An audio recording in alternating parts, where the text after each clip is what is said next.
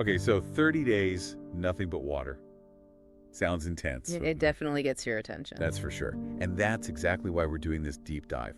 People are trying it, they're talking about it. And we want to know what's really going on. Exactly.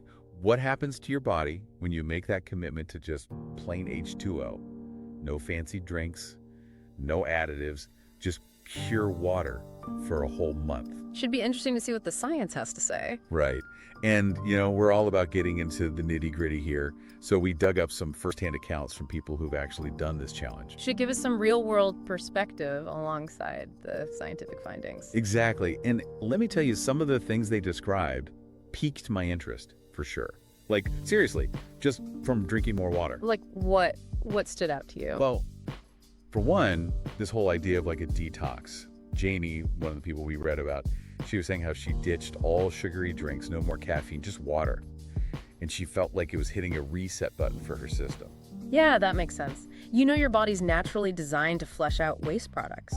And water plays a key role in that. It's like it helps those natural detoxification processes work even better. So it's like giving your insides a good cleaning.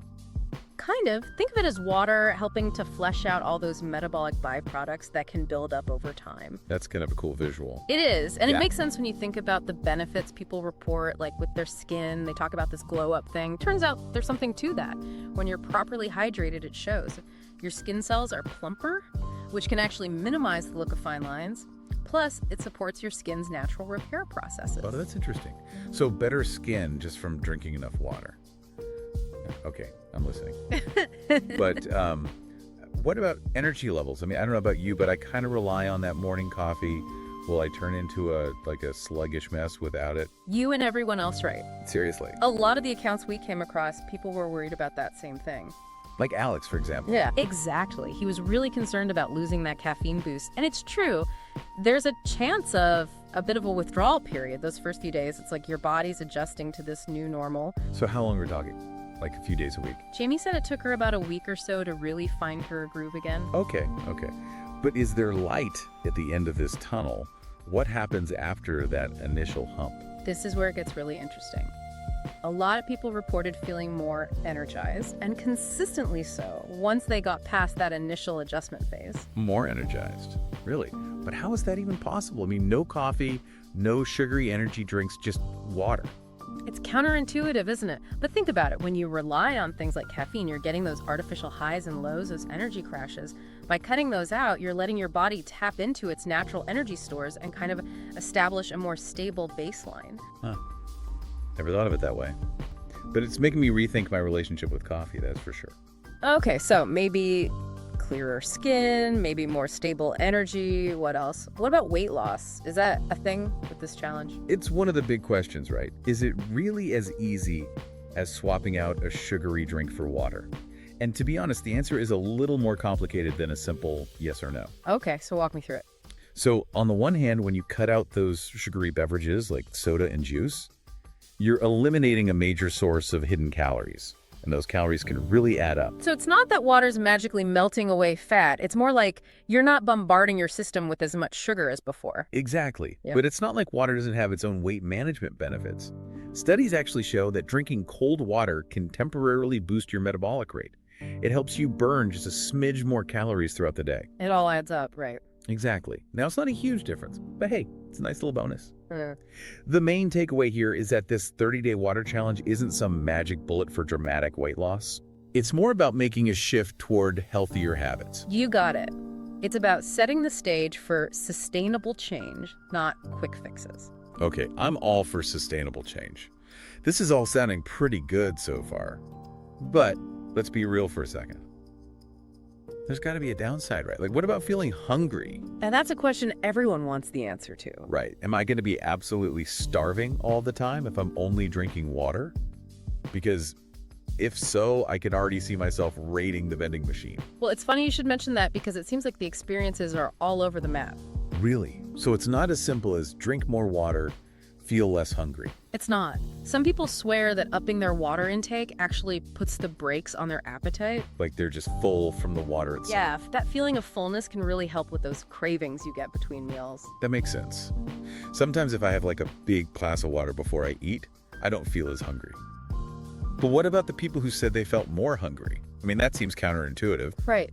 So for some people, especially if they're used to getting a lot of their calories from drinks, like sodas and juices and things like that, switching to just water, it's like this shock to their system. Because they're used to that sugar rush. Exactly. Like their body's going, hey, where's my usual sugar fix?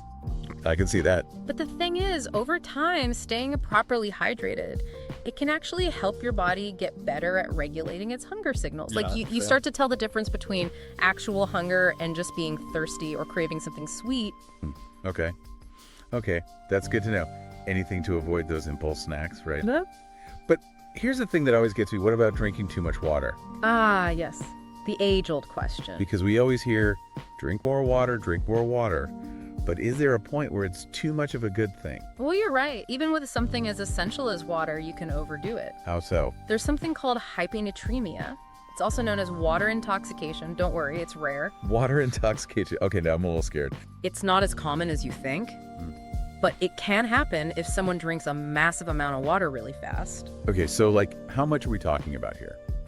Because I'm not trying to get water intoxicated. For most people, aiming for 8 to 10 glasses of water a day is totally safe and beneficial. Hyponatremia, that usually only happens in really extreme cases, like if someone was chugging gallons of water all at once. Okay, yeah. No, not planning on doing that. But this actually brings up another question. What about after the 30 days? Like, let's say you do the challenge, you feel amazing, but then you're like, man, I really miss my morning coffee, or like an occasional soda. Can you go back to those drinks? Or is your body just gonna be like, nope, I only do water now? That's the million-dollar question, right? No one wants to say goodbye to their favorite beverages forever. And the good news is, you don't have to.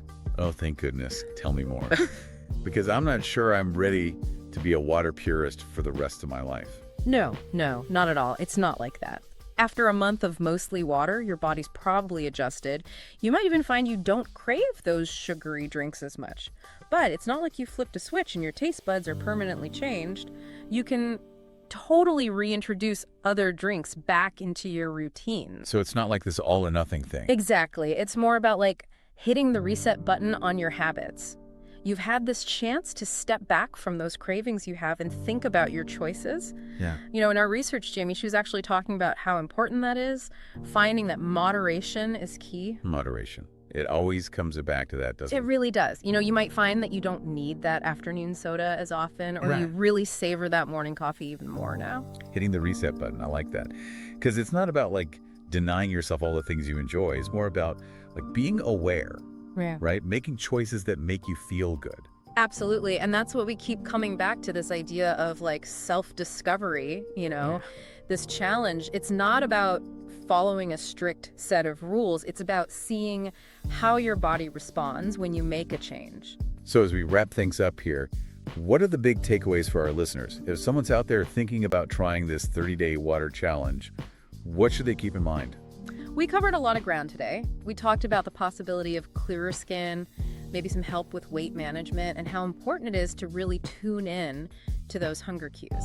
And what really ties it all together is the power of good old-fashioned hydration. It's true. It's easy to forget how much of a difference just drinking enough water can make. It's essential. We can't function without it. It's involved in everything from helping your body get rid of waste to breaking down food, keeping your temperature in check. I mean, it really is the lifeblood of our system. And when you take on a challenge like this, it puts that front and center, right? It makes you think about it. You're making that conscious effort to stay hydrated, and then you get to see what happens. You start noticing those little changes, like maybe your energy levels are more consistent, or you don't feel as bloated, or, you know, even just feeling more aware of what you're putting into your body and how it makes you feel. It's like a whole body experience, not just about what you're drinking. Exactly. I'm into it. So before we go, I want to leave you with this. What's the one change you're most curious about? If you were to do this 30-day challenge, what are you hoping to get out of it? Yeah, what are you hoping to discover? Is it the clearer skin, the more energy, maybe feeling less sluggish in the afternoon? Could be something totally different. But whatever it is, hold on to that. Let that curiosity guide you. It's all about that journey of exploration. And remember, we're here with you every step of the way. We'll be diving into more fascinating topics soon, so stay tuned. And until then, stay hydrated, stay curious, and keep on exploring.